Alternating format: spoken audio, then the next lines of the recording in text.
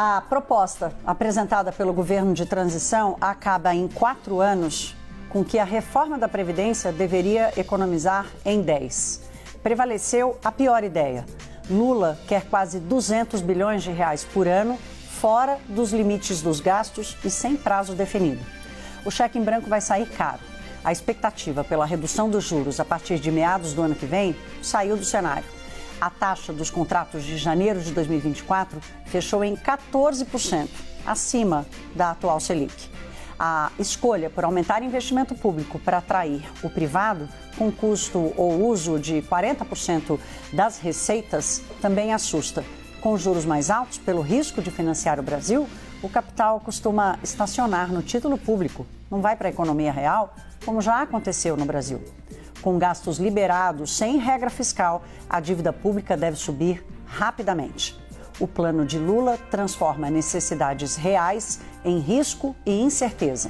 Quando ele diz que vai pegar um país pior do que ele pegou em 2002, não é bem assim. Em 2003, o Brasil corria risco cambial, corria risco monetário. Hoje, não corremos mais risco cambial, não corremos risco monetário, porque temos um Banco Central independente, mas naquilo que é mais frágil, que é a política fiscal, essa sim, está pior do que em 2003 e está pior do que o do governo passado, e é exatamente onde Lula insiste em errar, Priscila. Ele falou, vai cair bolsa, vai aumentar o dólar, paciência.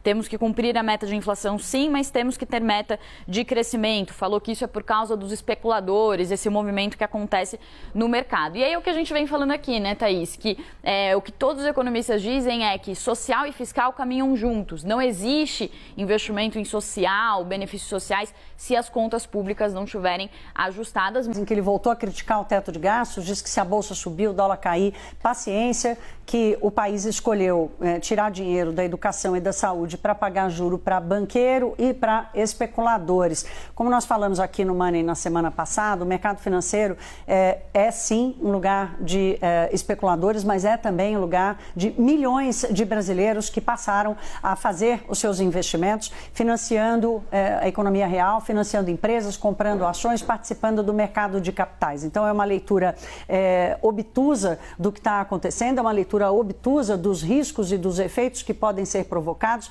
se o país embarcar numa aventura fiscal irresponsável. Ontem, as taxas de juros dos contratos futuros já fizeram desaparecer a possibilidade do Banco Central começar a reduzir os juros no ano que vem. Quer dizer, todo o esforço monetário, todo o esforço do aperto monetário feito para controlar a inflação e ano que vem conseguir começar a baixar os juros, esse já sai do cenário. A reação hoje na curva de juros deve vir com mais uma pancada, Priscila, exatamente calculando quanto vai custar financiar este Estado que Lula quer sem responsabilidade fiscal. Juros altos são ruins para a Bolsa, isso é muito claro, né? Mas afeta também a economia real. Juros altos inibem os investimentos, inibem investimentos de empresas e a economia real. E isso, na ponta, acaba levando também a mais inflação. Se a gente tem uma percepção de risco maior do país, de descontrole das contas públicas, isso se reverte em saída de capital do país, o dólar sobe, a inflação se mantém alta.